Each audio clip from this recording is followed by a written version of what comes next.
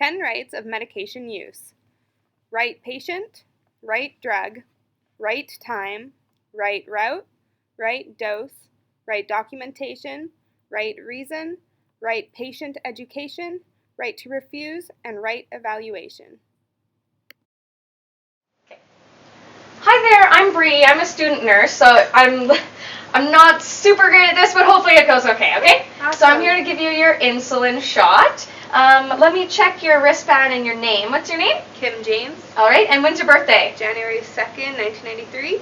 Sounds good. Okay, so I'll get that ready for you, and then we'll continue, okay? Okay, sounds great. You just relax. Okay. Okay? Okay. Okay. So first, y'all, I'll put on my gloves. That's a good first step. Yeah. Right? Yeah. Yeah. Okay. Then we're going to take a blunt fill needle. Oh, I guess I should open the... Okay, so we'll open that up and then swab it. Garbage. Yeah. Okay. Then take the blunt fill. And then take that off. Draw up some air. We'll just estimate it. Yeah. Okay. Okay. You know what you're doing, right? Yeah, yeah, you get this every day. So you just, yeah. Oh, okay. And then we tip it upside down. Oh, we put the air in first. And then we tip it upside down. Draw up some fluid. We'll just draw up a whole bunch of extra just in case I get the air out. Get the air. Does that really matter? The air's not really coming out. Draw back. Oh, there's no, oh, there, oh, okay, I have to redo this, yeah. Okay, so put the air in, drop the medication, now it's in there. Okay, we're good. Okay, get the air out, spray out some excess. Oh, sorry, there might be a little bit on your bed. That's okay. Okay, so then stick that back in there, take that off. Now we gotta use the sharp needle to stick in you. You don't want that, yeah. You don't want that big one in there, so. No, I don't. Okay. We screw that on, and now we're ready to go. The proper way to prepare medication for injection is to first uncap the vial and swab the top with an alcohol swab. If the vial is a multi-dose vial and some solution is left after preparing the medication, label with the date and time you opened it and your initials. Inject the amount of air equivalent to the desired amount of solution into the vial using a blunt fill needle. Next, turn the vial and the syringe upside down and draw back the desired amount of solution. Tap the syringe to remove any air that may be present. Withdraw the blunt fill needle from the vial. If recapping is necessary, use the scooping method only. Next, remove the blunt fill needle. Attach the proper length and gauge needle to prepare the syringe for injection. If you are drawing up medication away from the bedside, label the syringe with the name and amount of medication. Once you have injected the medication, quickly withdraw the needle from the skin and push up the safety lock on the needle. Now discard the uncapped needle in a biohazardous puncture and leak-proof receptacle, usually found at every bedside. Alright, so injection done. Probably safest to recap this before we... Oh god. Yeah, that's probably a mistake. Oh god. Yeah, we'll just... Is it okay if I sit down? I'm not feeling too great. I don't do well with blood and needles and that general... Yeah, me neither. Thanks. Oh, yeah, thanks. yeah. Oh god. I should probably get some help. Is anyone around? What are you yelling about? Why are you sitting on the patient's bed? I don't feel very good. Why is there a mixture of blood on a glove? I recapped the needle. I recapped the needle. I'm sorry. How did you recap it? You don't. I just recapped it. I thought it was safer. Recap it. Okay. Scoop technique. Don't touch it. No pokes. Stop waving the needles in my face. I just pricked myself. I think I might faint. I don't want to report it though. It's really embarrassing. Or someone who knows what they're doing. Can you just... Oh gosh. What is everyone yelling about? Oh my god. Oh my god, we gotta get this out of the patient's room. This can't be near the patient. Right? What did you I do? stuck myself with a needle prick. Oh my god, prick. you're gonna get HIV, you're gonna get hepatitis. I can't even handle this right now. Don't scare me like that. I think I need to lay get down this out of the way right now. I think I have a phone number. I keep a phone number. Where is it? You gotta call this number, okay? I can't. Not right now. Not right now. Gotta stay high. Gotta stay high. Hazards with needle stick injuries. You can transmit infection diseases, especially blood-borne viruses, including HIV, which can lead to AIDS, hepatitis B, hepatitis C, and other diseases involving viruses, bacteria, fungi, and other microorganisms. These diseases include diphtheria, malaria, herpes, Rocky Mountain spotted fever, syphilis, tuberculosis, just to name a few. According to the Ontario Hospital Association, hepatitis B has a 6 to 30% chance for a person to be exposed that will become affected. HIV has a 0.3% chance that the person exposed will become infected, and hepatitis C has a 2% chance that the person exposed will become affected.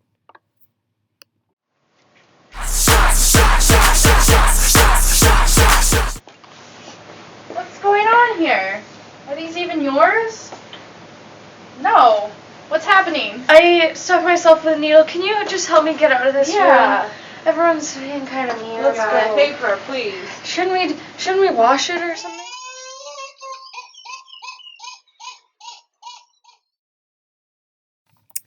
Taking care of the wound immediately after the accident is crucial. Let the wound bleed for a moment and then cleanse it thoroughly with water or a saline solution. Disinfect the wound using an ample amount of soap and water followed by 70% alcohol. If it comes in contact with mucous membranes, it is important to rinse immediately and thoroughly using water or a saline solution only, not alcohol. Always report the incident. It is important to report the incident immediately to the department dealing with occupational accidents. This will allow proper registration and subsequent management of the event. A blood sample should be taken as soon as possible after the injury. This sample should be kept for at least 1 year. It can act as a baseline value in case infection takes place and it becomes necessary to determine whether infection by one of the 3 viruses occurred at work. The kept sample may only be analyzed for this particular purpose. Further blood samples to test for HBV, HCV, and HIV are collected after 1, 3, 6, and 12 months. So you'll want to milk out the blood. Okay. And then wash it with lots of warm soap and water.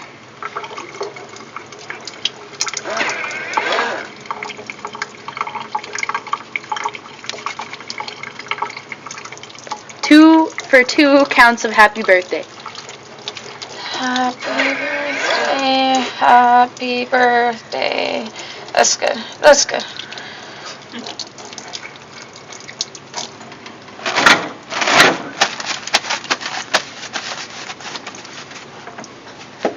Band-Aid? Do you want me to kiss it better? No. Thank you.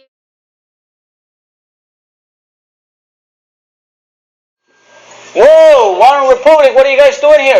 Now, Guillermo, that's not nearly long enough to wash your hands properly.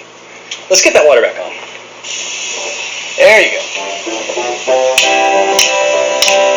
Wash your hands till the super duper. You just use a filthy public pooper. Scrub those fingers, scrub the palm. Scrub them till they're clean enough to show your mom. Oh, lather, rinse, and don't forget to repeat. Or your hands will be dirty as a public toilet seat.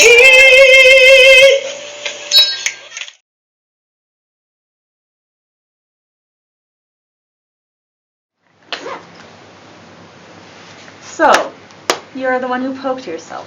Yeah. Well, that's too bad. One of the first things you're supposed to do during an incident is report to your supervisor immediately. Okay. And then you have to phone the work incident report line. Okay. And I will fill out the forms, the AHS investigation report forms. That's a lot of forms. It is a lot of Yeah. forms. I need to know specific details about what was involved, what happened, who was involved, why did it happen. I'm so sorry. Like, I don't even remember it. I'm too flustered. Too flustered. Reporting worker incidents. 1. Notify. Notify your supervisor or manager immediately when an incident occurs and include when and where the incident occurred, who was involved, what happened, and what controls were implemented. 2. Report. All incidents, including near-miss incidents, must be reported prior to the end of shift and in accordance with the local reporting processes. In Edmonton, that means the worker reports incident immediately to their supervisor or manager. Worker calls the incident reporting line at 1-888-482-8550.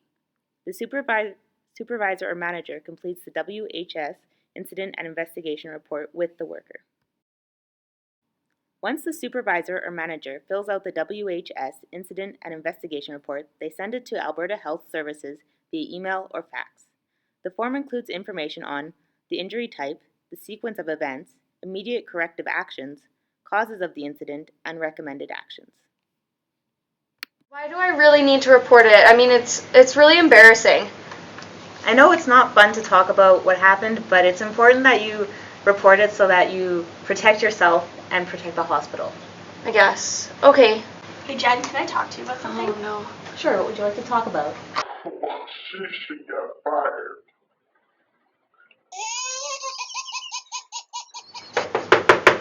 Hi. Hi, are you done with all the forms now? Yeah, we've gone over everything now. I'm actually going to go check on a patient. So. Okay, I wanted to talk to you. Okay. So, just wanted to tell you there are many ways to prevent this next time.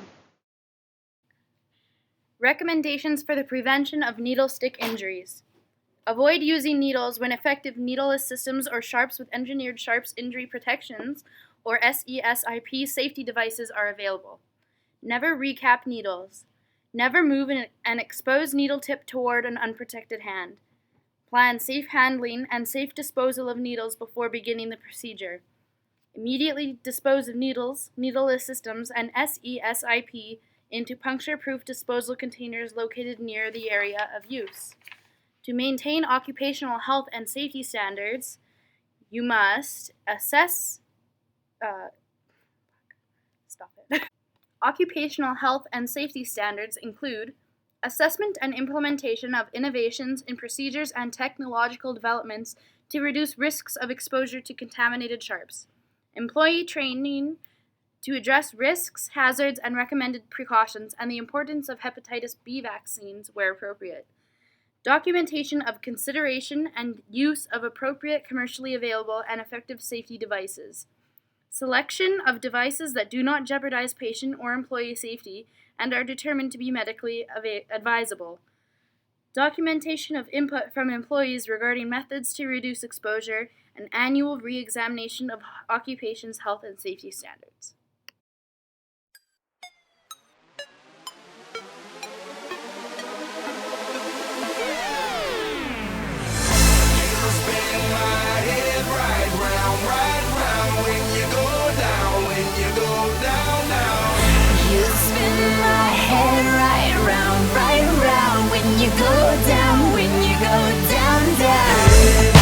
With my swagger, hop in that whip, yo, I got places to go. People to see, time is precious. I look at my Cartier out of control.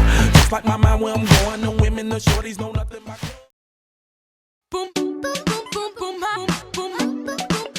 Why do I really have to report it? It's really embarrassing.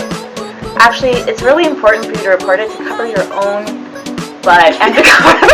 Okay, there are many ways to prevent this.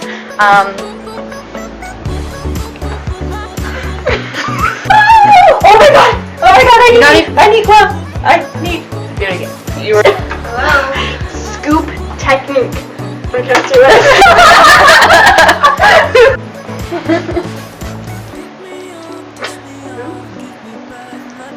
Okay, so what scenes are we filming? What are our different scenes? Do some swab, here's no garbage.